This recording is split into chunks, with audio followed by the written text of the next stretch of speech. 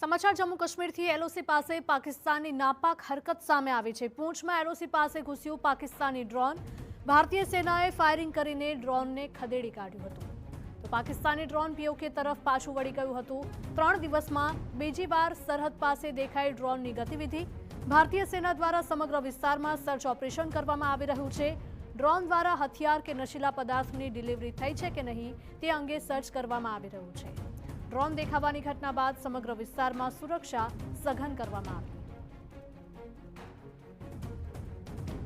પાકિસ્તાનની નાપાક હરકત ફરી એક વખત સામે આવી છે। એલઓસી પાસે પાકિસ્તાને ડ્રોન મોકલ્યું હતું।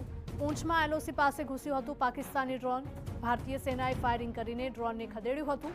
પાકિસ્તાની ડ્રોન પીઓકે તરફ પાછું વળી ગયું હતું। તો 3 દિવસમાં બીજી વાર સરહદ પાસે દેખાઈ ડ્રોનની ગતિવિધિ। ભારતીય સેના દ્વારા આ સમગ્ર વિસ્તારમાં સર્ચ ઓપરેશન કરવામાં આવી રહ્યું છે।